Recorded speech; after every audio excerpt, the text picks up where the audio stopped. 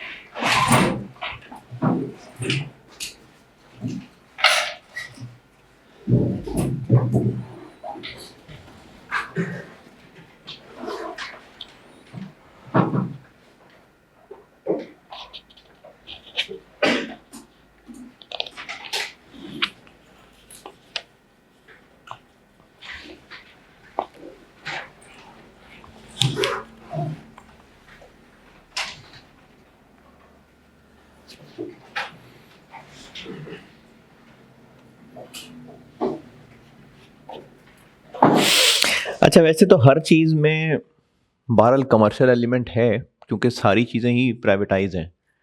Government की तरफ से जो सर्विसेज फ्री हैं या तो हैं बहुत थोड़ी, या उनकी क्वालिटी इतनी ख़राब है कि लोग प्राइवेट सेक्टर में जाते हैं। तो जो प्राइवेट होगा तो कमर्शियल होगा। लेकिन फिर भी अगर इस कमर्शियल एलिमेंट को ज़रा छोड़ें तो किसी प्रोफेशन के बारे में अगर उसका most important characteristic medical, commercial respect निकाल दें, मेडिकल डॉक्टर चलें, सबसे इम्पॉर्टेंट करेक्टरिस्टिक अगर वन वर्ड में डिफाइन कर रहा हूं तो है, मैं कह रहा हूं कमर्शियल साइड पे कर दें, फिर कमाई। देखा सीए के कितने बुरे असरात होते हैं। कमर्शियल एलिमेंट हटा के, मतलब डॉक्टर को अगर, चलो मैं स्टार्ट करने के लिए डॉक्टर खिदमत, अच्छा उस्ताद,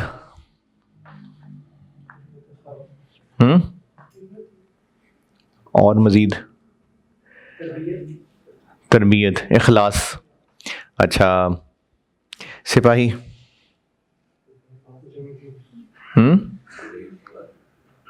पाकिस्तान की बात नहीं कर रहा वैसे, सिपाही, बहादुरी, अच्छा खिलाड़ी, खेल खिलाड़ी, टैलेंट, मेहनत। चलें तो सारे मैंने बताने थे। बहरहाल हर प्रोफेशन का ना एक की कैरेक्टरिस्टिक है कि वो है तो प्रोफेशन है।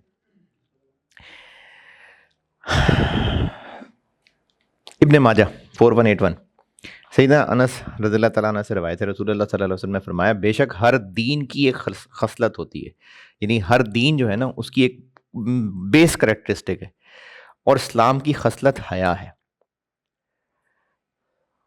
हया होती है, आप समझ लें कि एक हमारी बॉडी के इर्द गिर्द एक ऐसी फोर्स जो हमें रोकती है अपनी खराबियां, अपनी पर्सनल चीज़ें दूसरों के सामने एक्सपोज होने से। जैसे ज़माना तो खैर बड़ा डिफरेंट है, लेकिन फिर भी अभी भी कोई स्टूडेंट मेरे के सामने से मैं गुजरता हूँ और सिगरेट पी रहा होता है, तो सिगरेट नीचे कर लेता है। और अगर आप में से भी कोई सूटे लगाता है, तो अब्बा जी के साथ बैठ के सूटे लगाते हैं मिल के? हैं? नहीं ना? हैं? ज़्यादातर है नहीं। तो ये एक शर्म हया है कि हम ना अपने आप को एक्सपोज होने से घबरा रहे होते हैं। ये जो शील्ड है ना, ये हया है।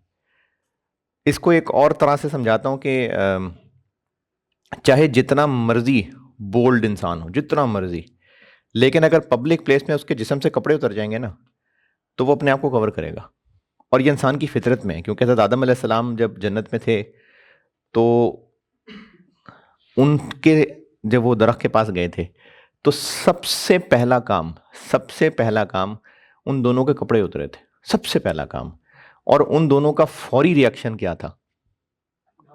उन्होंने पत्तों से अपने सतर को ढांपा था, प्राइवेट पार्ट्स को ढांपा था। ये इंसान के अंदर, फितरत के अंदर ना, ये हया, इसको हया कहते हैं। तो इस्लाम दीन है और इसकी जो खसलत है ना, वो हया है। तो अगर हया नहीं है ना, तो फिर दीन नहीं है। कल मैंने खुद ही सवाल बनाया हुआ किया था ना बोर्ड पे, तो अब ना एक सवाल जल्दी से कर दें ताकि आप खुद सवाल करें। वो तो मैंने किया था, फिर और मुश्किलों में चलते हैं।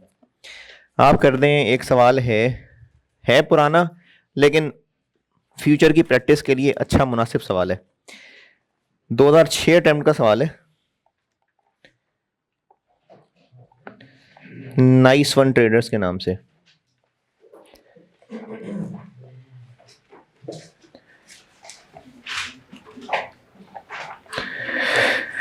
मेरी बुक में क्वेश्चन 6, जल्दी जल्दी करिएगा, टाइम थोड़ा लगाइएगा, क्योंकि फ्यूचर में और बहुत सारी वैरायटी हैं। मेरी बुक में पेज 375,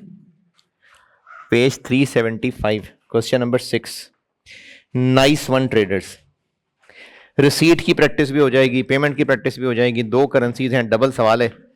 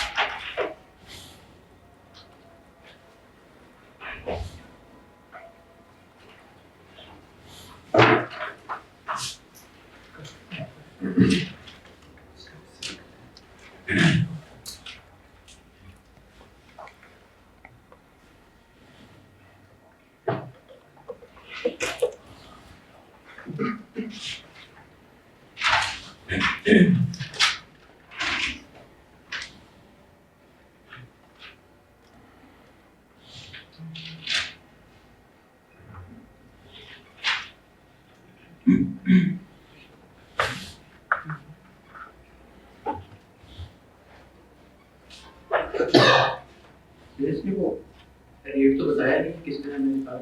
कौन सा रेट है? डोमेस्टिक करेंसी कौन सी है? शिकागो के लिए डॉलर थे।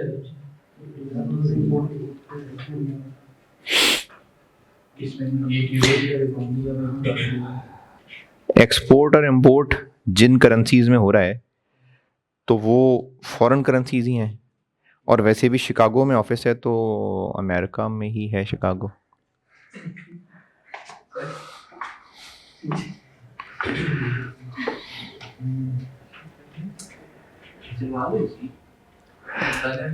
हाँ मैं भी यही कहने लगा था, इसी चला दे यार रेहान, इसी चला दे।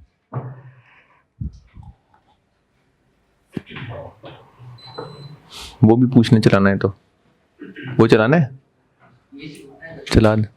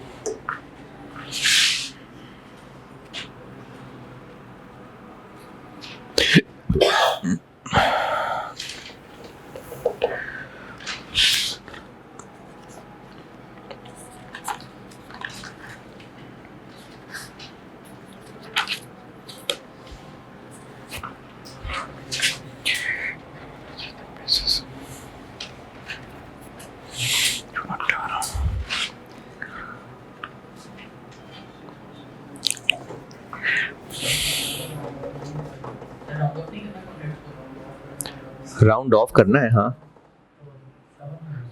6.9 है तो 7 कर लें।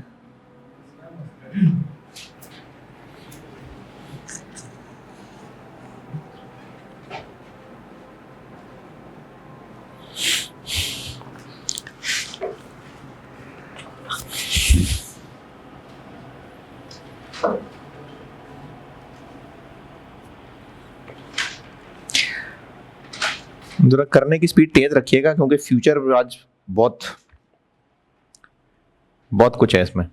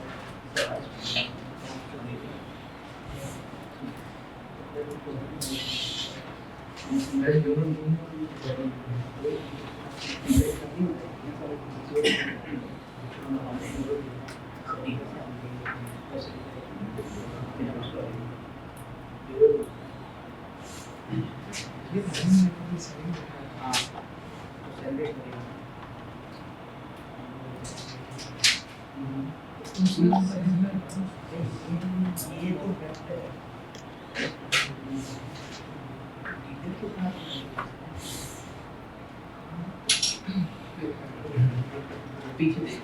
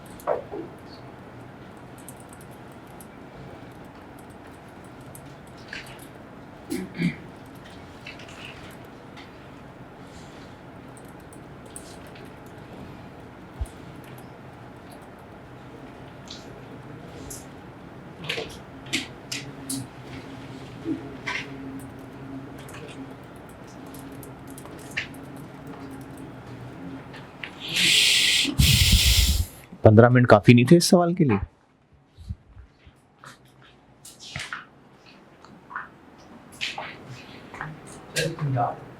ना कर यार ऐसे नहीं।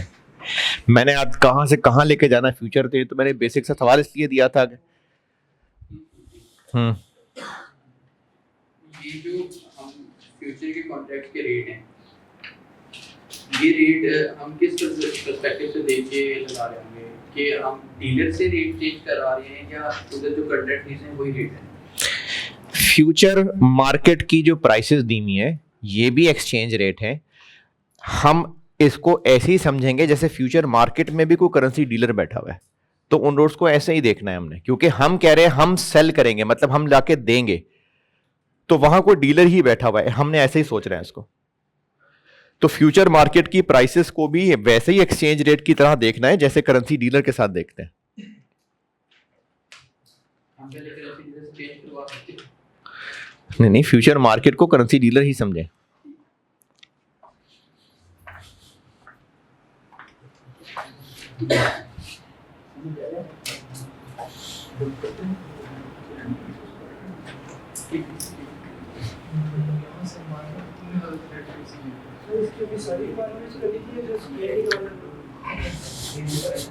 सारी रिक्वायरमेंट्स, दो तो रिक्वायरमेंट है, सारी कहाँ है?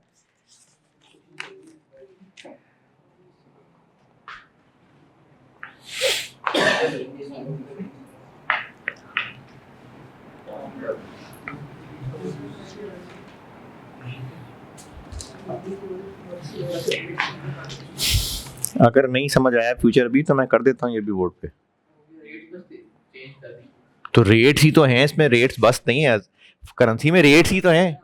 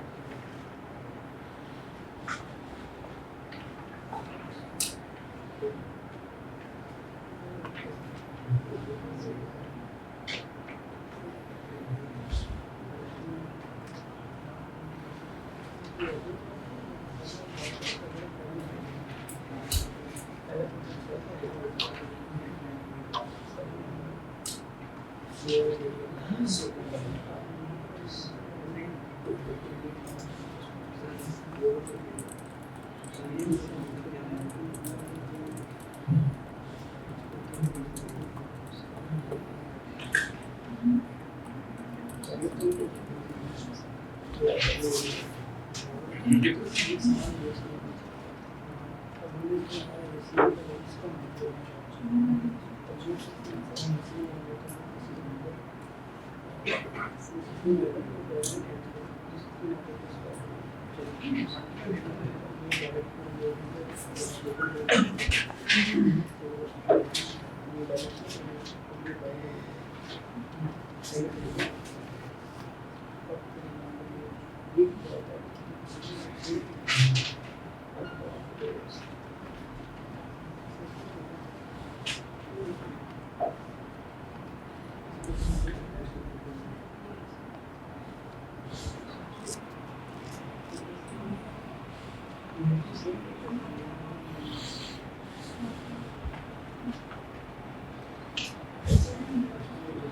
फिर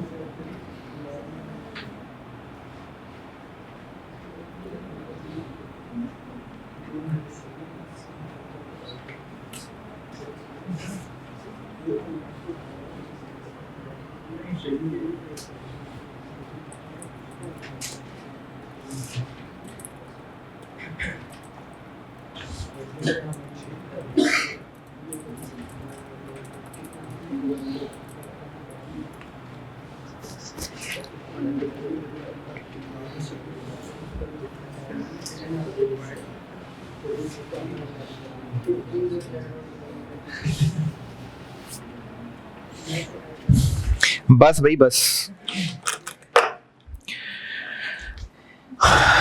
बताएं हुआ है कि करूं बोर्ड पे?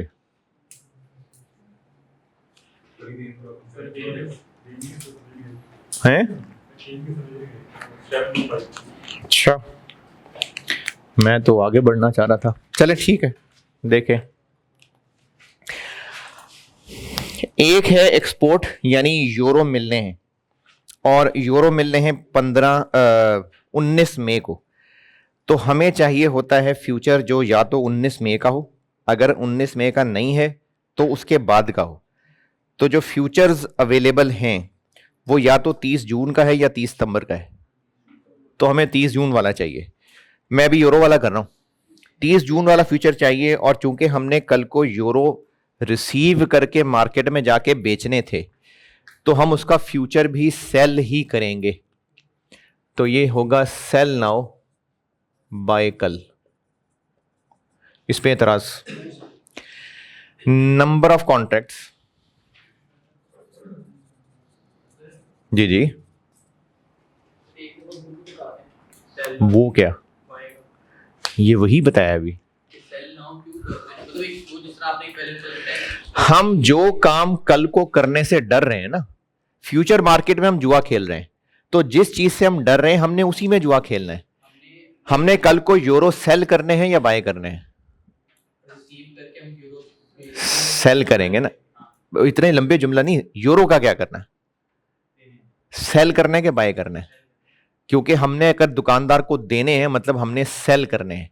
तो तो कल को यूरो सेल करने हैं ना, हम आज फ्यूचर कॉन्ट्रैक्ट सेल कर देंगे। जो काम हमने कल करना है वही आज हम फ्यूचर मार्केट में कर देंगे।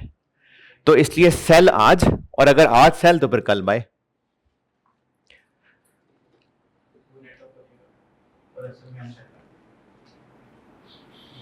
Cell buy. Number of contract हमें कल को मिलने हैं, असल में जो हमने हेज करने हैं 697,500, और कॉन्ट्रैक्ट साइज है, ये जो मार्केट लॉट है 100,000, तो ये बन गया 6.9 और 7 कर लेते हैं, 7 कॉन्ट्रैक्ट हो गए।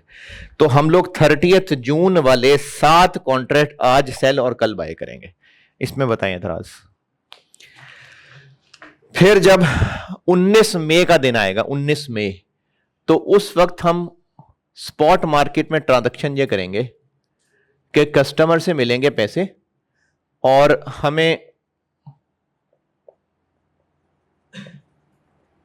हम यूएस हैं, शिकागो, ये फैसलाबाद का इंटरचेंज उतरे हैं तो शिकागो नहीं आता है, यूएस में आता है। तो हमें मिलने हैं कस्टमर से यूरो, और 19 मई वाले दिन हम स्पॉट मार्केट में जाएंगे। तो ये दूसरा टेबल है स्पॉट रेट्स।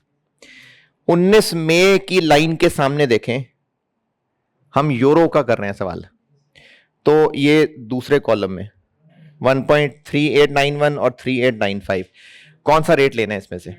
हमने यूरो कस्टमर से लेके करेंसी डीलर को जाके देने हैं और उससे डॉलर ले लेने हैं। तो यूरो नीचे है, यूरो देंगे उसको। तो जिनको एरो से समझ आता है मैं एरो से बता देता हूं, ये है रेट डॉलर ओवर यूरो। हमें कस्टमर से यूरो मिलेंगे और लाके हम ये यूरो डीलर को देंगे। और जो बाय सेल से करते हैं, हम डॉलर हैं, डॉलर ऊपर है तो ये डायरेक्ट कोट है, डायरेक्ट कोट है तो ये बाय है, ये सेल है। और हमें हमें यूरो मिलने हैं, हम लाके यूरो इसको देंगे तो ये हमसे बाय करेगा, ये रेट लगेगा। तो 1.3891 और कितने यूरो मिलने हैं? 697,500। तो हमें कल को इतने डॉलर मिलेंगे स्पॉट मार्केट से,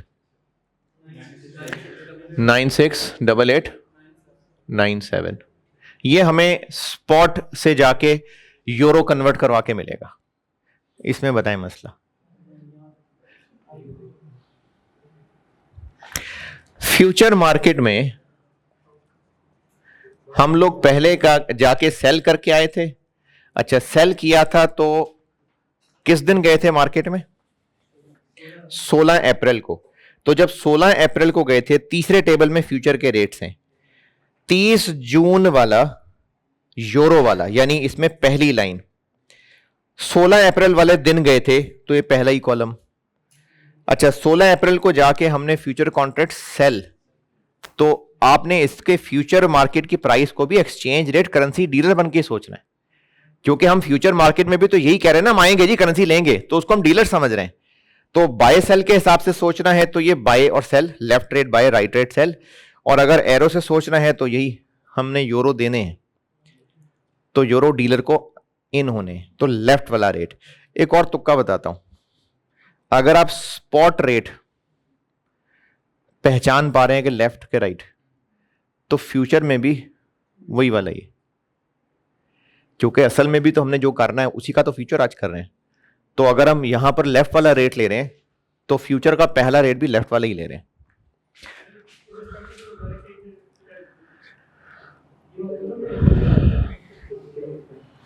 चलें, पहले वो मेरा ख्याल था मैं आज आपको करा पाऊंगा वो उल्टा फ्यूचर, तो वो सीधे में ही मुझे अभी उल्टा फ्यूचर भी आना है। और ये पिछले को साल 2 साल से उसने उल्टा फ्यूचर पूछना शुरू किया है। 16 अप्रैल वाले दिन जब 30 जून मैच्योरिटी वाला फ्यूचर गए, तो उस दिन इसकी क्या प्राइस पे हम एंटर हुए? 3875 3875 और फिर हम दोबारा गए कब? 19 मई को। तो 19 मई को इसी से अगला कॉलम, लेकिन अब चूंकि बाय कर रहे हैं तो अब आप राइट वाला रेट उठा लेंगे 1.348। सेल ज्यादा है, बाय कम है, तो गेन है 0.00 क्या? 1 यूरो पे इतने डॉलर गेन। ये डॉलर पर यूरो लिखा हुआ है ना, तो ये पर यूरो इतना डॉलर गेन है। अच्छा, इसमें चूंकि वो कुछ रिपीटर रोग भी होते हैं कैमरे के पार, तो किताबी लिहाज से ना एक टर्म होती है, उसको टिक कहते हैं। तो आई कैप के कुछ सवालों में ना उसने टिक का वर्ड भी लिखा हुआ है, लेकिन हमें उसकी कोई मोहताजी नहीं है। मैंने आपको जो तरीका बताया है, बल्कि पहले गेन निकलवा लूं फिर बताता हूं। टोटल गेन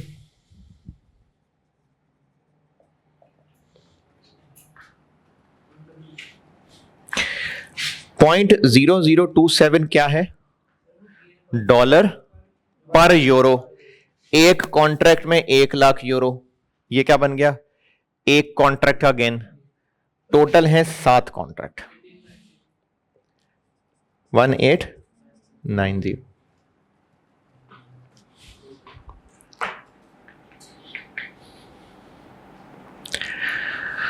तो सवाल की रिक्वायरमेंट 1 क्या है? Requirement A, compute the gain loss on above transaction if these were carried out without hedging. यानी हेजिंग ना होती तो क्या गेन लॉस होता? स्पॉट वाला। तो पॉइंट 1 है विदाउट हेजिंग, स्पॉट यानी अगर हम उधार करने की बजाय आज ही कस्टमर से पैसे ले लेते, आज कब? 16 अप्रैल, तो हमें आज ही क्या रेट मिल जाता? 1.3924। लेकिन इंतजार करने की वजह से क्या मिला? 891। तो कितना नुकसान हो गया?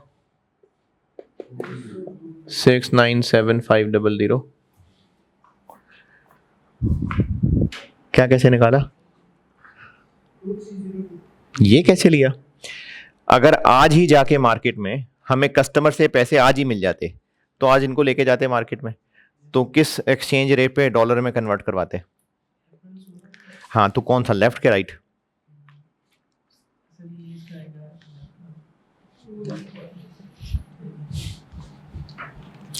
तो हमें लॉस हुआ कस्टमर को उधार देने का 2, इतना हमें नुकसान हुआ। विदाउट हेजिंग इतना नुकसान हुआ। और पॉइंट 2 क्या है?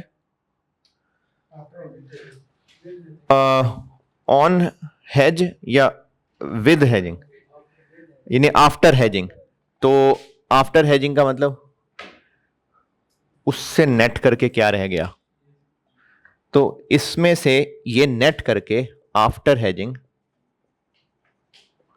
हमारा लॉस जो इतना होना था वो रह गया इतना।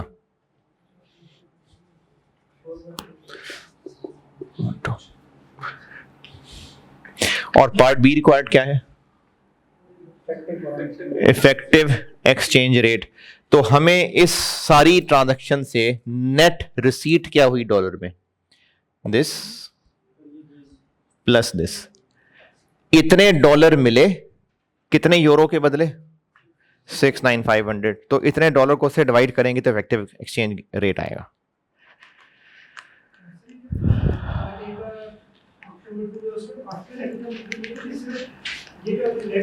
देखिए, एक है विदाउट हेजिंग इतना लॉस, तो आफ्टर हेजिंग का मतलब जो हमारा लॉस था वो हेजिंग की वजह से कितना रह गया?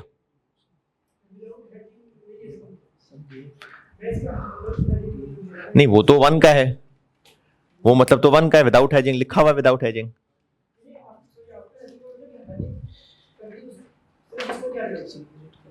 अच्छा, ज्यादा मतलब ये नहीं लग रहा कि पहले उसने पूछा विदाउट हेजिंग क्या है और आफ्टर हेजिंग क्या है?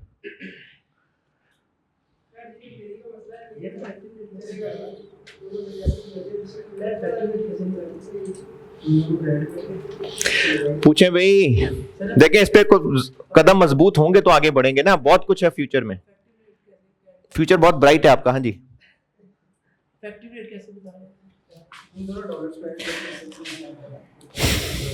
हमें इस पूरी ट्रांजेक्शन से टोटल डॉलर कितने मिले? 968897 प्लस 8, तो हमें टोटल इस सारी कहानी के बाद डॉलर मिले 970787। कितने यूरो के बदले? 697500। और ये कैसे पता कि इसको इससे डिवाइड करना है, इसको इससे कर लेते? क्योंकि एक्सचेंज रेट जिस शक्ल में है फिर हम उसी शक्ल में ले आते हैं। 1.3918।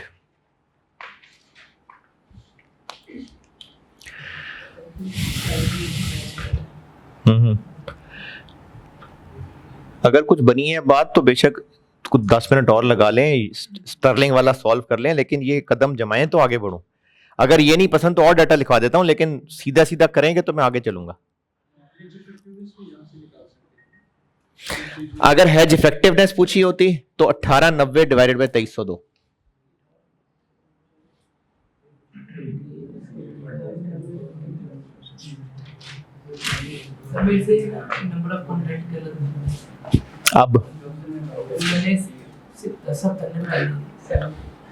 अब ठीक है कि नहीं?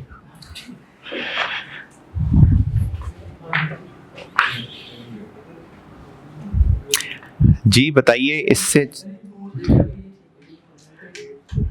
नहीं स्टर्लिंग वाला करना है सॉल्व, या मैं और कोई डाटा लिखवाऊं या आगे बढ़ूं?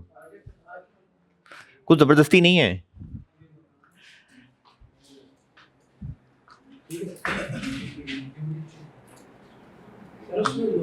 हाँ भाई,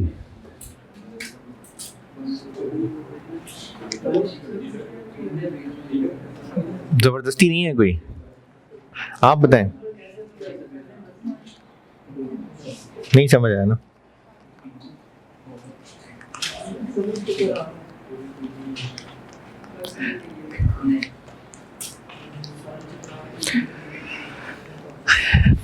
सीधा सीधा करना है एक सवाल और, या चलूं अगले लेवल पे?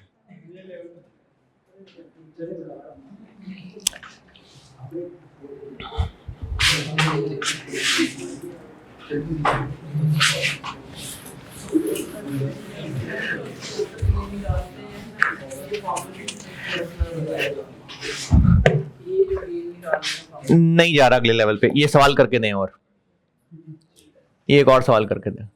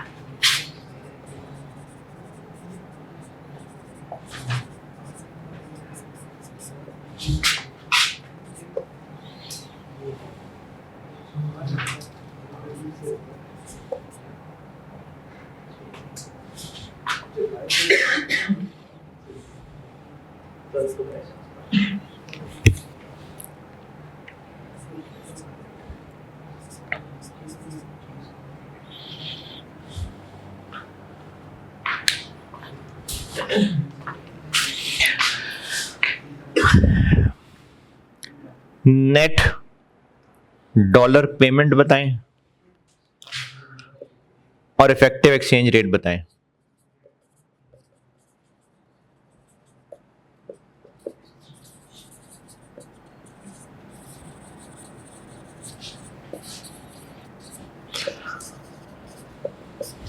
नेट डॉलर पेमेंट और इफेक्टिव एक्सचेंज रेट। अच्छा, अगर मैंने यहां 30 जून मेच्योरिटी वाला फ्यूचर भी लिखा होता,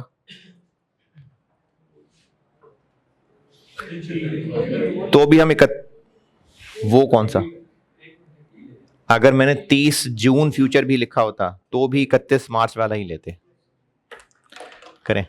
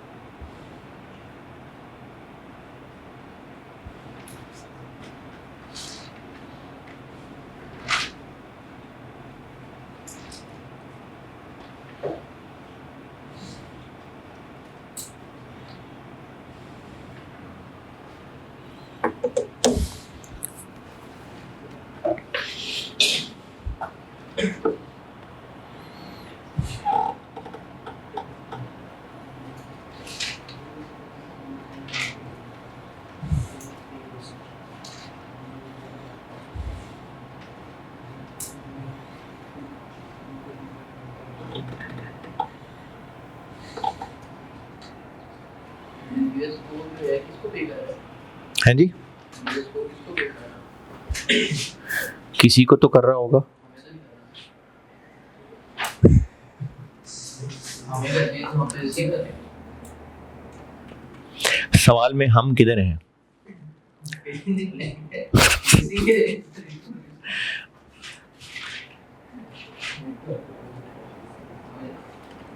किसने भी सवाल पूछा थी? यूएस का, अच्छा ये नहीं पता चला कि यूएस कंपनी का सवाल है।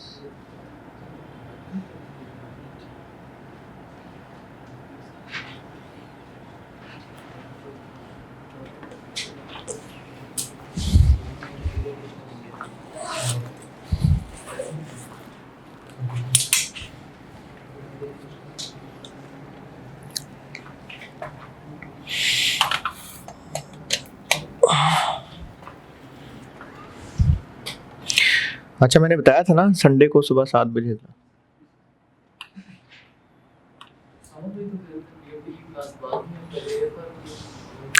उसामा ने पढ़ाना है, मैंने पढ़ाना है?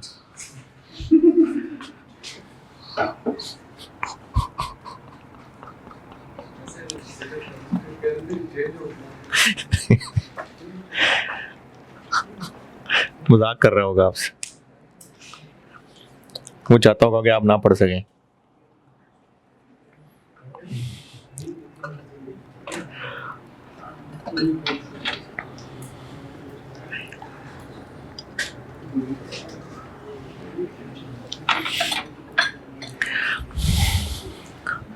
मजीद आधा घंटा ना लेना यार।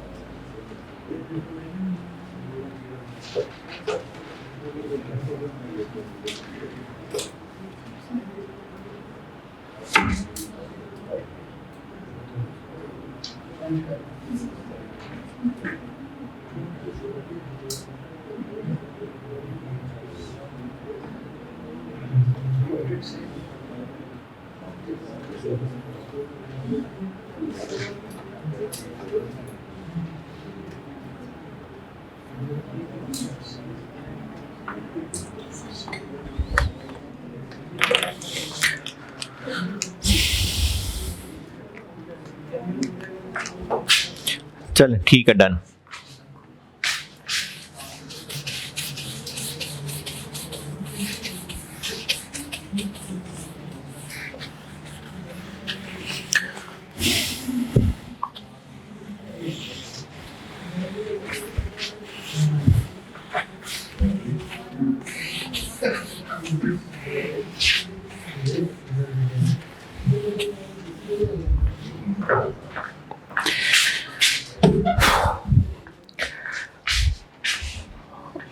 यहां तो मैंने दिया ही एक कॉन्ट्रैक्ट है, अगर 30 जून वाला भी दिया होता तो 31 मार्च वाला फ्यूचर कॉन्ट्रैक्ट।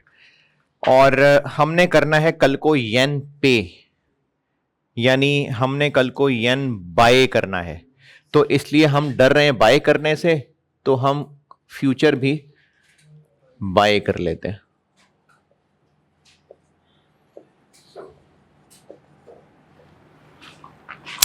कितने कॉन्ट्रैक्ट्स कर लें? जितनी अमाउंट हैज करनी है 2347500, और एक का कॉन्ट्रैक्ट साइज है 1,25,000, 19 पॉइंट, अच्छा 19, इस पे इतराज। फिर उसके बाद 25 मार्च का दिन आ जाएगा,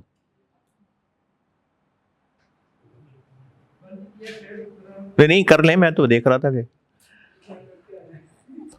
25 मार्च का दिन आ गया, तो स्पॉट ट्रांजैक्शन ये होगी कि हम असल में डीलर मार्केट में, करेंसी मार्केट में जाएंगे, असल में स्पॉट मार्केट में, और वहां से इतने येन लेके सप्लायर को पे करेंगे।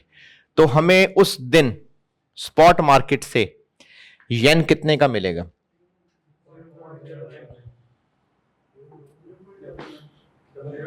0.11। बाय सेल से देखना है तो बाय सेल से देख लें, हम यूएस हैं, यूएस ऊपर है, ये डायरेक्ट कोट है, ये बाय है, ये सेल है, हमें येन चाहिए तो वो हमें सेल करेगा। और अगर एरो से देखना है तो हम इधर से बताऊं, उधर से बताऊं, अच्छा इधर से, दुकानदार के पास आएगी ये कंपनी और उसको येन चाहिए, तो दुकानदार उसको येन देगा, ये येन है, येन उसके हवाले करेगा ये। तो 0.11 पे हमें मार्केट से येन मिलेंगे 2347500 मल्टीप्लाई डिवाइड 0.11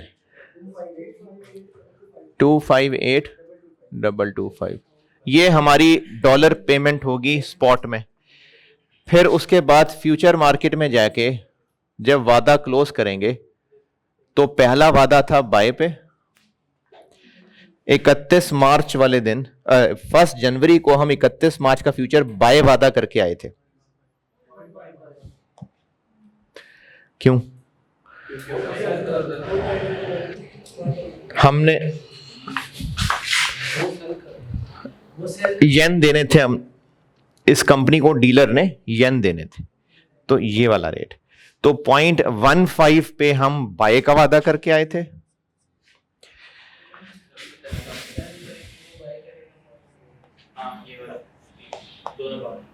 और ये उलट है, और जब सेल का वादा कर रहे हैं तो 0.16 पे कर रहे हैं। अच्छा, हमेशा गेन ही नहीं होता है, इत्तेफाक से गेन ही हुए जा रहा है। लो नहीं, फ्यूचर में गेन ही हुआ था मेरे ख्याल है, 0.01 का हो गया गेन। अच्छा, ये क्या है? ये है डॉलर ओवर येन। किताबों में ना इसको एक काम ये कहा होता है, जैसे वो बचपन में मैथ में पढ़ा होगा, इकाई, दिहाई, सैकड़ा, हजार, अच्छा तो उर्दू स्कूल वाले हो गए, यूनिट, 10, 100, 1000। तो इसी तरह की चीज होती है कि डेसिमल से इधर कितने डिजिट्स तक जा रहे हैं, तो इसको कहते हैं कि टिक साइज ये है, टिक, एक टर्म बनाई हुई टिक। अब टिक साइज ये है और डेसिमल छोड़ के इनका डिफरेंस लें तो 1, तो कहेंगे जी नंबर ऑफ टिक्स 1 है। तो इसको ना स्टेप बाय स्टेप बांटा होता है किताबों ने, तो एक दफा बल्कि एक दो दफा शायद पास्ट पेपर के ना सवालों में ये टेक और टेक साइज के वर्ड लिखे हुए थे, तो उसको स्टूडेंट देख के समझे पता नहीं क्या चीज है। तो इस फॉर्मेलिटी की जरूरत नहीं है, हम डायरेक्टली टोटल फार्मूला लगा के गेन निकाल लेते होते हैं। हैं जी, दफा करें। ये ना नहीं आउट ऑफ सिलेबस नहीं है, ये जो गेन कैलकुलेशन या लॉस कैलकुलेशन है ना, बल्कि टोटल गेन 0.01, एक कॉन्ट्रैक्ट में 1,25,000 और नंबर ऑफ कॉन्ट्रैक्ट 19, कितना आ गया 23750। मैं ये कह रहा था कि कुछ किताबों ने इसको बहुत ज्यादा स्टेप बाय स्टेप छोटे छोटे बच्चों की तरह बताने के लिए इसका जो लोएस्ट डिजिट है 0.01 है ना, या पिछले सवाल की बात करें तो 1.3598 लेट से, तो इसमें लोएस्ट लेवल क्या है 0.0001, नहीं नंबर ऑफ डिजिट्स ना, ये है टिक साइज। अब इस डेसिमल को छोड़ दें और दूसरी फिगर थी लेट से 413, इनमें डिफरेंस कितना है 185, तो इसको कहते हैं टिक मूवमेंट कि इतने नंबर ऑफ टिक्स। अब इतने नंबर ऑफ टिक्स हैं, टिक साइज इतना है, तो पहले ही डिफरेंस ले लेते। तो इस तरह के ना स्टेप्स बनाए हुए हैं। फिर एक स्टेप होता है कि इसको ना इसको कॉन्ट्रैक्ट साइज से मल्टीप्लाई किया होता है और फिर उसको नाम देते हैं टिक वैल्यू। तो हम जो काम इस डिफरेंस से डायरेक्टली एक फार्मूले में लगा लेते हैं वो 2-3 स्टेप्स में तोड़ के बताते हैं बस, तो उसको टिक और टिक साइज और टिक वैल्यू कहते हैं। तो अगर सवालों में इस तरह की टर्म यूज हुई हो तो आंख बचा के साइड से निकल जाएं जी, इंशाल्लाह। हाँ हाँ, ये तो पूरी होगी, ये तो रेट की शक्ल में दिया होगा ना। मैंने पूछा था इफेक्टिव एक्सचेंज रेट और नेट डॉलर पेमेंट, तो नेट डॉलर पेमेंट का जवाब यह है कि स्पॉट मार्केट से इतने डॉलर की हमारी पेमेंट है, लेकिन फ्यूचर में चूंकि गेन है तो हमारी नेट डॉलर पेमेंट हो जाएगी 258,225 माइनस, लॉस होता तो ऐड हो जाता।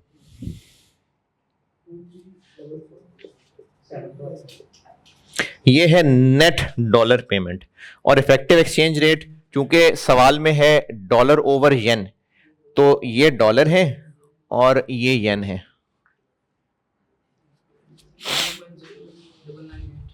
ये है जी सीधा तरीन सादा तरीन फ्यूचर का सवाल।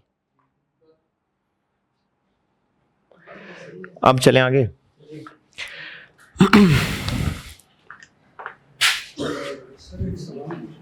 जी जी, इसका मतलब ये बता है कि हम डॉलर का डॉलर जाके डॉलर लेके और हम उसे 23 लाख से 2500 दोबारा बोले। हम स्पॉट मार्केट में जाएंगे, करेंसी दुकानदार को इतने डॉलर देंगे और उससे इतने येन लेके सप्लायर को दे देंगे। यहाँ पे अगर हम 0.09 वाला रेट डॉलर से जी की बात करूं, अगर वो मैं यूज करता तो हम दुकानदार को ज्यादा डॉलर, बात कम ज्यादा की नहीं है, आप रेट गलत ले रहे होते। दुकानदार ने कहा है कि मैं अगर तुमसे येन खरीदूंगा तो इस रेट पे खरीदूंगा, तो मैं येन बेचूंगा तो इस रेट पे बेचूंगा। दुकानदार ने रेट 2 बताए हुए हैं, तो आप अगर 0.09 ले रहे होते तो आप गलत रेट ले रहे होते ना। हाँ, दुकानदार को फायदा 0.09 से है, ना कि 0.11 से। नहीं नहीं, दुकानदार ने हमें येन बेचने हैं, इसका प्रोडक्ट येन है ना, तो ये खरीदता इतने का है बेचता इतने का है, तभी प्रॉफिट कमा रहा है ना। ये जो बाय और सेल का वर्ड होता है ये किसके पॉइंट ऑफ व्यू से है, कस्टमर के या करेंसी डीलर के? तो करेंसी डीलर ये कह रहा है कि मैं प्रोडक्ट जो कि येन है, 1 येन इतने का खरीदूंगा और इतने का तुम्हें बेचूंगा। तो ये तो सिंपल सी कॉस्ट और सेल प्राइस ही है। तो ऐसे ही होता है ना, सस्ता खरीदेगा तो उसको कॉस्ट पड़ेगी, महंगा बेचेगा तो प्रॉफिट कमाएगा। इसमें आपको कंफ्यूजन किस बात की? महंगा पड़ रहा है, 0.09 जो है ना वो महंगा पड़ रहा है उसको 0.11 के। कैसे? मतलब एक येन बराबर है 0.09 डॉलर के। हाँ, ठीक है, तो मतलब येन की जो करेंसी है वो। अच्छा, ये जो दुकानदार है ना, ये भी अमेरिका में ही बैठा हुआ है।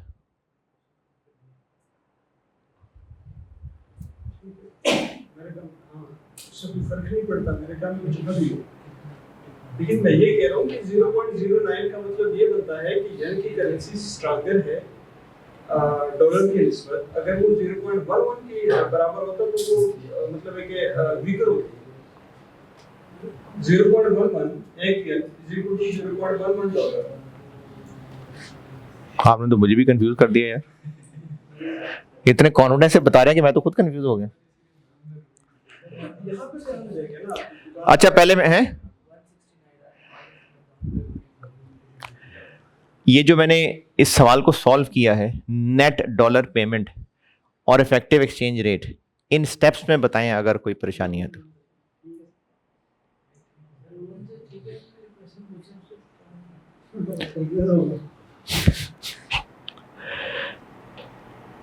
इसको रोकना यार।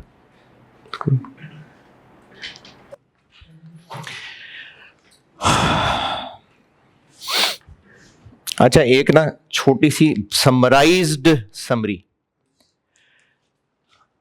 या तो आज हमने क्रेडिट सेल या क्रेडिट परचेज की होगी, या वैसे ही हमने किसी परचेज या सेल करने का सोचा होगा। बस किसी दिन हमें फिक्र हुई होगी कि कल को जब हम करेंसी रिसीव या पे करने जा रहे हैं तो उस दिन एक्सचेंज रेट क्या होगा। यह फिक्र करेंसी रिस्क है। इस फिक्र को दूर करने का हल हेजिंग है। मनी मार्केट हेज और टेक्निक थी, फॉरवर्ड अलग टेक्निक थी, एक टेक्निक है फ्यूचर। इस फ्यूचर मार्केट में हमने 2 दफा जाना है। एक, जिस दिन हमें यह फिक्र लाहक हुई। दूसरा, जब हमने एक्चुअल करेंसी का फ्लो करना है। 2 दफा फ्यूचर मार्केट में जाना है। आज जिस दिन पहली दफा फिक्र हुई है, जो कि कह लें कि जिस दिन क्रेडिट सेल परचेज की है, उस दिन फ्यूचर मार्केट में जाकर हमने क्या हरकत करनी है जिससे हम डर रहे हैं। चूंकि पेमेंट करनी है येन में, तो हमें कल को करेंसी मार्केट में जाकर क्या करना होगा, येन खरीदने होंगे। तो हम येन खरीदने से डर रहे हैं ना, तो हम येन का फ्यूचर आज खरीद लेंगे, और आज खरीदेंगे और दोबारा भी जाना है फ्यूचर मार्केट में तो कल बेचेंगे। तो फ्यूचर मार्केट में 2 दफा जाना है। पहले दिन जाकर क्या हरकत करनी है, जो हमने फॉरेन करेंसी के साथ कल को असल में करेंसी मार्केट में जाके हरकत करनी है, आज हम उसके फ्यूचर के साथ सेम हरकत करेंगे। यह जुमला मैं आपको ना जब उल्टी फ्यूचर की ट्रांजैक्शन पढ़ानी है उसके बाद में एक फार्मूला बता दूंगा जो मैंने किताब में लिखा हुआ है, उससे उम्मीद है आसानी हो जाएगी। अभी चूंकि मैंने वो उल्टा फ्यूचर नहीं पढ़ाया है तो इसलिए मैं ये जुमला एम्फेसाइज कर रहा हूं कि जो काम हमने कल इस करेंसी के साथ असल में स्पॉट मार्केट में करना है, वो काम हम उसके फ्यूचर के साथ आज करेंगे, और कल को दोबारा तो जाना ही है फ्यूचर मार्केट में, तो उलट काम कल को करेंगे। नंबर ऑफ कॉन्ट्रैक्ट्स, क्योंकि फ्यूचर एक स्टैंडर्ड साइज का होगा, जैसे एटीएम से पैसे निकालने की बात थी, या मैं वो बोतलों के क्रेट की मिसाल दे रहा था। तो हमें फ्यूचर के वादे करने हैं, और एक वादा एक स्टैंडर्ड अमाउंट का है। तो हमें यह देखना पड़ेगा कि कितने वादे करें। तो जितनी फॉरेन करेंसी अमाउंट हेज करनी है डिवाइडेड बाय कॉन्ट्रैक्ट साइज, इससे निकलेंगे नंबर ऑफ कॉन्ट्रैक्ट्स। फिर हम उस दूसरे दिन पहुंचेंगे जिस दिन करेंसी फ्लो करनी थी। उस दिन जाकर 2 काम हो रहे होंगे, करेंसी का एक्चुअल फ्लो हो रहा होगा, और फ्यूचर मार्केट में जाकर गेन या लॉस क्लोज हो रहा होगा। यह हो रहा है फ्यूचर के सिंपल सवाल के अंदर। अब इस सवाल में आइडियल सब कुछ यह है कि आपको सारे एक्सचेंज रेट्स आज के भी बताए हुए हैं और कल के भी बताए हुए हैं। इसमें इंफॉर्मेशन की कमी हो सकती है। अब उस कमी में क्या करेंगे, उसके लिए एक कॉन्सेप्ट बता रहा हूं।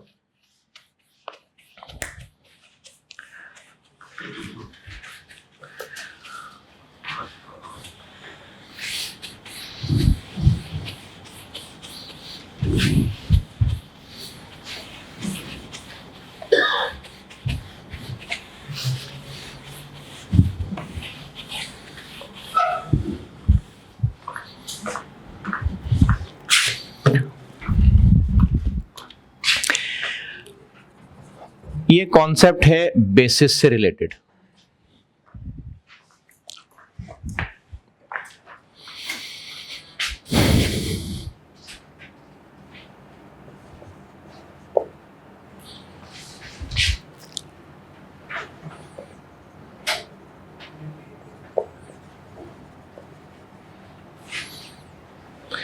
स्पॉट का रेट और 31 मार्च मैच्योरिटी वाले स्टर्लिंग फ्यूचर का। अच्छा, ये फ्यूचर के साथ ये करेंसी है, ये क्या चीज है? उस करेंसी का फ्यूचर कॉन्ट्रैक्ट। यानी ये जो फ्यूचर कॉन्ट्रैक्ट होंगे ना, ये किसी ना किसी करेंसी के फ्यूचर होंगे। हम अगर जाके फ्यूचर मार्केट में वादा कर रहे हैं कि हम इतने डैश बेचेंगे, तो क्या बेचेंगे? जिस करेंसी का वो फ्यूचर कॉन्ट्रैक्ट है। तो फ्यूचर एक मार्केट है जहां पर मुख्तलिफ करेंसीज के फ्यूचर कॉन्ट्रैक्ट्स बाय सेल हो रहे हैं और उनकी प्राइसिंग यानी ये किसी ना किसी करेंसी में हो रही है। दोबारा, फ्यूचर मार्केट है एक जिसमें मुख्तलिफ करेंसीज के बने बनाए शॉपर मिल रहे हैं जिनका एक स्टैंडर्ड अमाउंट है, और चूंकि वो हर मुख्तलिफ करेंसी के हैं तो उस करेंसी के नाम के साथ वो फ्यूचर कहलाता है। जैसे ये येन फ्यूचर है, स्टर्लिंग फ्यूचर है। इनकी प्राइस बेसिकली एक एक्सचेंज रेट होगा, और चूंकि वो एक्सचेंज रेट होगा तो हम कहेंगे कि इसकी प्राइस किस करेंसी में लगी हुई है, किस करेंसी में डिनोट हो रही है। तो वो जिस करेंसी में डिनोट हो रही होगी, फ्यूचर मार्केट की वो करेंसी होगी। जैसे इस सवाल में इस येन फ्यूचर की प्राइस यानी ये किस करेंसी में मैयर हो रही है? डॉलर में। तो उस फ्यूचर मार्केट में प्रोडक्ट्स हैं जिनके फ्यूचर कॉन्ट्रैक्ट्स हैं, और उन प्रोडक्ट्स की प्राइसिंग किसी ना किसी करेंसी में हो रही होगी, जो कि इस सवाल में डॉलर में हो रही है। ये बातें कुछ समझ आ रही कि नहीं? 1 जनवरी का जब दिन था, उस दिन स्पॉट रेट 1.7 था और 31 मार्च मैच्योरिटी वाले स्टर्लिंग फ्यूचर की प्राइस 1.94 थी।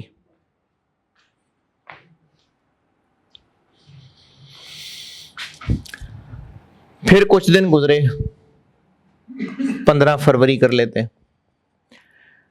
स्पॉट रेट चल रहा था 1.86 और इस दिन इस मैच्योरिटी वाले स्टर्लिंग फ्यूचर की प्राइस चल रही थी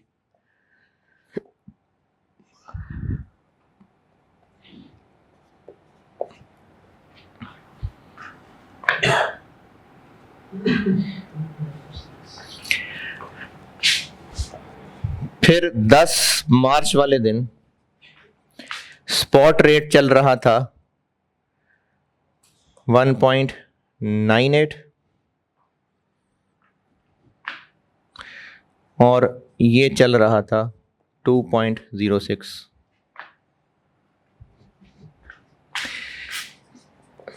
इकतीस मार्च पे स्पॉट हो गया 2.08।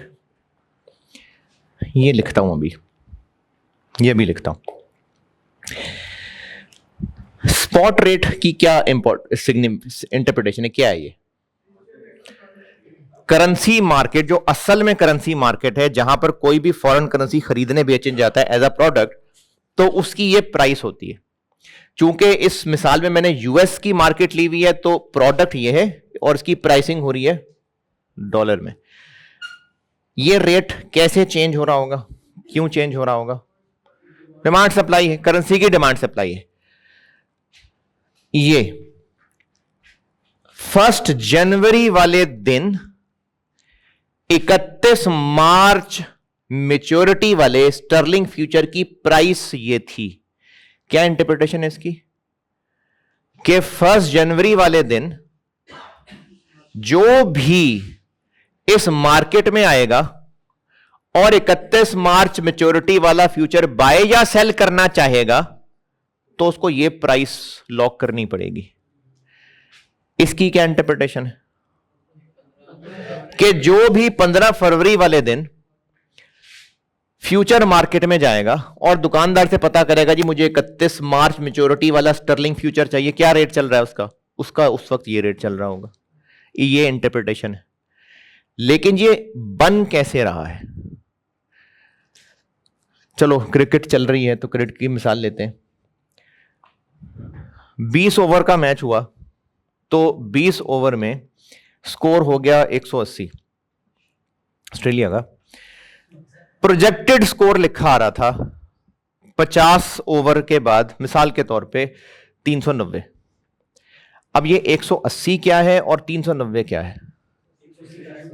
20 ओवर गुजरने के बाद यानी एज एट 20वें ओवर का एंड, उस वक्त एक्चुअल स्कोर 180 है और 390 क्या है? क्या कि 20 ओवर एंड होने पे एक्सपर्ट्स की राय है कि जब 50 ओवर पूरे हो जाएंगे तब स्कोर 390 होगा। 30 ओवर हो गए, 30 ओवर होने के बाद एक्चुअल स्कोर हो गया 240, प्रोजेक्टेड स्कोर चल रहा है 370। अब ये 30 ओवर होने के बाद 240 क्या है? एक्चुअल। और उसी वक्त ये प्रोजेक्टेड 340 क्या है? कि जब 50 पूरे हो जाएंगे तो स्कोर क्या होगा? 50 ओवर पूरे हो गए, उस वक्त एक्चुअल स्कोर है 350, प्रोजेक्टेड स्कोर क्या है? 350। तो ये जो फ्यूचर की प्राइस है ना, ये आप समझ लें प्रोजेक्टेड स्कोर है इस दिन का। यानी जब 1 जनवरी चल रही थी तो करेंसी के एक्सपर्ट्स ये बेस्ट अंदाजा लगा रहे थे कि जब 31 मार्च का दिन आएगा तो एक्सचेंज रेट इतना होगा। तो उनकी ये निकाली हुई एस्टिमेशन की प्राइस फ्यूचर मार्केट में लॉक हो गई। इस पे फ्यूचर कॉन्ट्रैक्ट बाय सेल होने लग गए। फिर जब 15 फरवरी का दिन आया तो उस दिन करेंसी के गुरुओं की राय यह थी कि अब जब 31 जिस तरफ हालात बढ़ रहे हैं, 31 मार्च का जब दिन आएगा तो स्टर्लिंग का असल स्पॉट रेट इतना हो गया होगा। तो आप समझ लें एक्सपेक्टेड स्कोर है। और इस फ्यूचर की जो मेच्योरिटी है, इस दिन को टारगेट करते हुए एक्सपर्ट्स ये प्रोजेक्शन बता रहे हैं। फॉरवर्ड जो होता था ना, वो असल में एग्जीक्यूट होना होता था। बैंक कहता था ये रेट है, मैं तुम्हें इस पे दूंगा डॉलर। ये एक्सपर्ट्स अपनी तरफ से राय दे रहे हैं कि उस दिन ये रेट होगा। बैंक ने फॉरवर्ड रेट दिया और वो असल में उसको, जैसे आप से कोई पूछता है कि आपकी दुकान कोई नहीं है और आपसे कोई पूछ, या चलो क्रिकेट की मिसाल लेते हैं, आपसे कोई पूछता है जी कि बाबर आजम कितना स्कोर कर लेगा, आप कहते हैं मेरा ख्याल है 120 कर ले, आउट हो गया ना यार। रिजवान कितना स्कोर कर, वो है ना, आपसे कोई पूछता है रिजवान कितना स्कोर कर लेगा, आप एक एक्सपर्ट ओपिनियन देते हैं जी 70 कर लेगा। रिजवान से पूछें कि जी मैं 80 करूंगा, तो ये वो है जिसने करना है, ये फॉरवर्ड है। और आप एमईए राय दे रहे हैं, ये फ्यूचर है।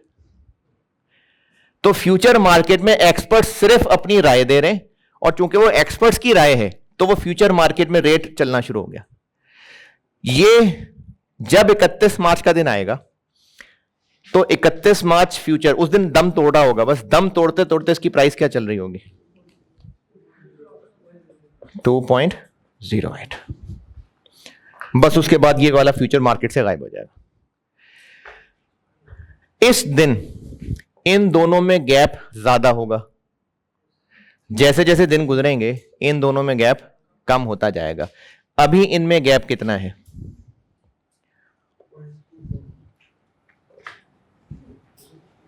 $1.6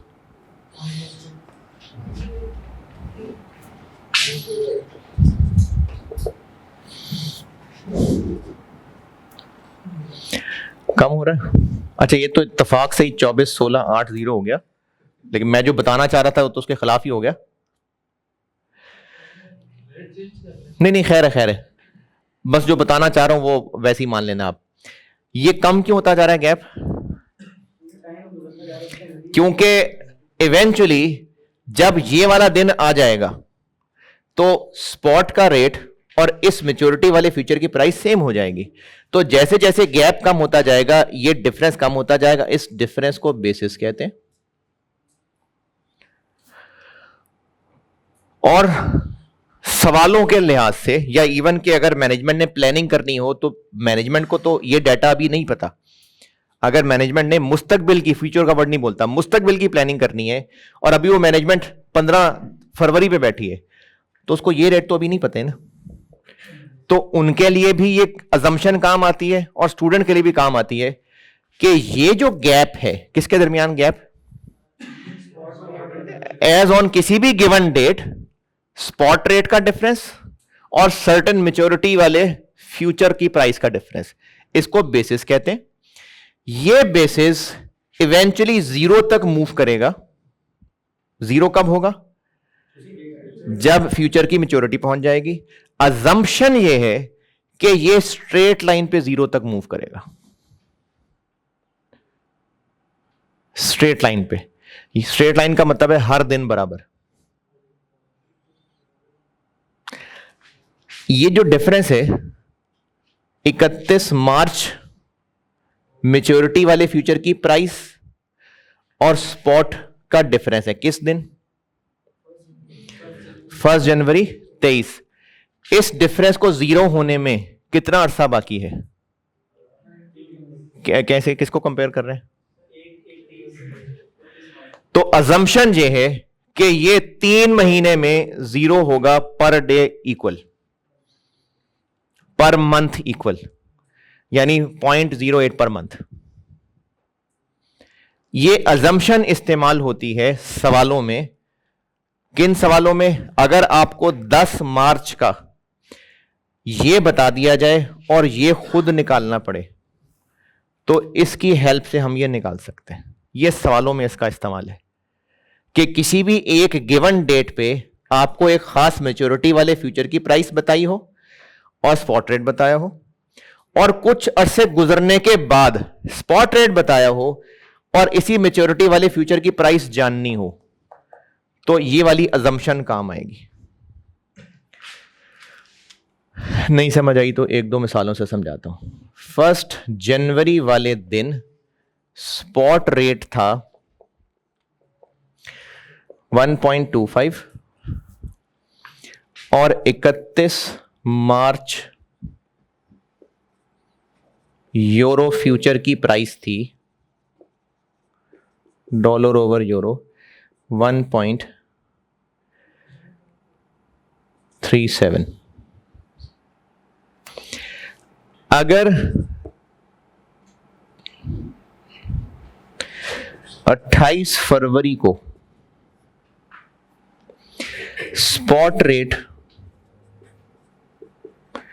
1.34 हो जाए,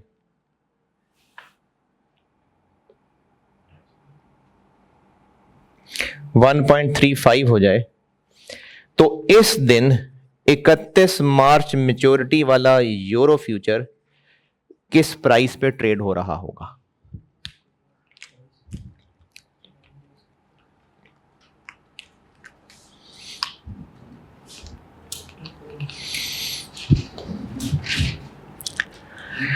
इनमें कितना फासला है? 0.12। और इस फासले ने कितने अरसे में 0 होना है? किसको किससे कंपेयर करके 3 महीने निकाल रहे हैं? जिस दिन का डाटा है और फ्यूचर की मैच्योरिटी है, इसने 3 महीनों में खत्म होना है। पर मंथ कितना? 0.04। अब ये डेट आ गई। अब इनमें जो फासला है कितने महीने का रह गया, तो फर्क कितना रह जाना चाहिए था, तो फिर ये कितना होगा,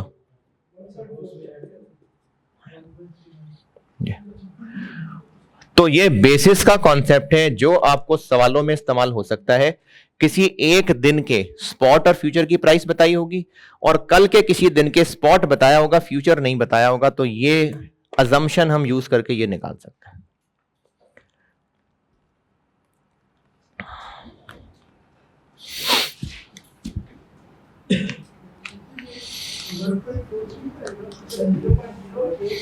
फोर थ्री क्या है,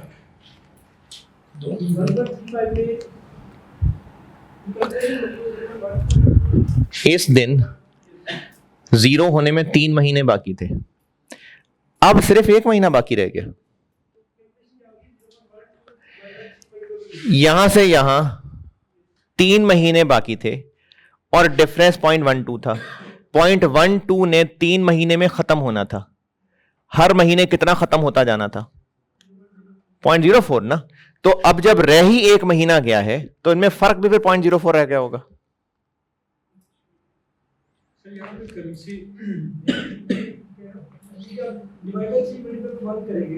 क्योंकि रह 1 महीना गया ना जी। करेंसी जो है वो उसकी स्ट्रांग हो रही है, मतलब वहां पे माइनस पार्ट और फ्यूचर में बात मैं वही बताने लगा हूं, पहले इसको हजम कर लें।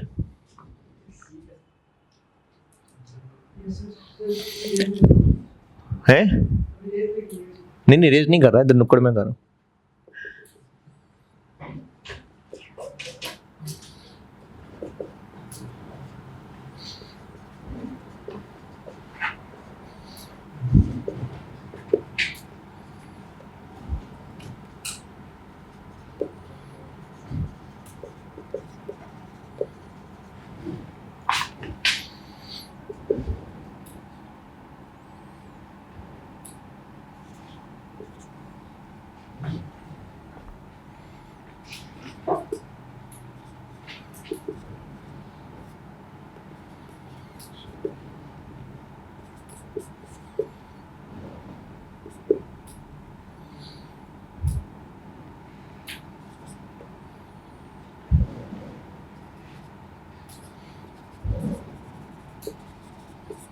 बताएं।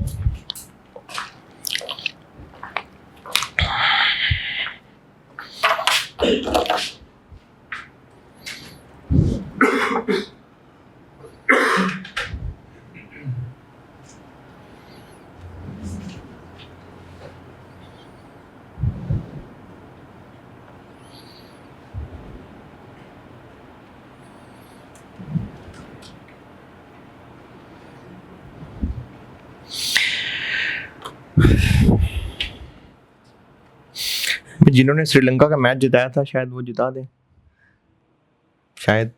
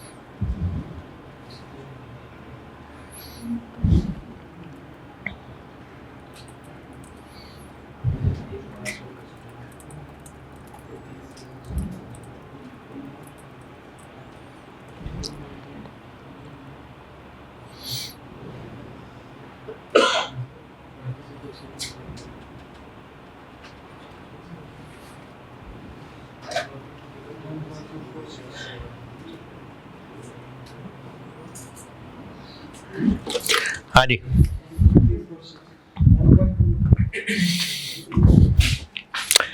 इनमें फर्क आज कितना है, 0.16, और इस फर्क को 0 होने में 4 महीने चाहिए, पर मंथ 0.04। फिर जब 1 मई का दिन आया तो अब 0 होने में 2 महीने बाकी हैं, यानी कितना फर्क अभी भी मौजूद होना चाहिए? 0.08। तो इनमें फर्क अगर 0.08 होना चाहिए तो ये होना चाहिए 1.22। ऐड ही नहीं करना होता हमेशा। फ्यूचर सस्ता था तो फिर ये भी सस्ता होगा।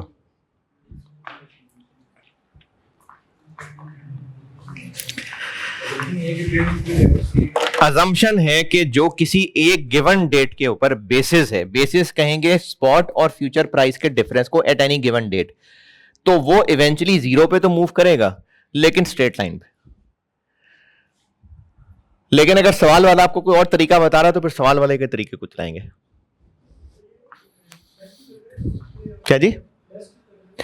क्योंकि यहां फ्यूचर स्पॉट से महंगा था और इसलिए महंगा था कि रेट बढ़ने लगा था, तो फिर फ्यूचर महंगा था तो इधर भी महंगा ही होगा ना। यहां फ्यूचर स्पॉट से सस्ता था क्योंकि रेट गिर रहा था, तो कल को भी फ्यूचर सस्ता ही है।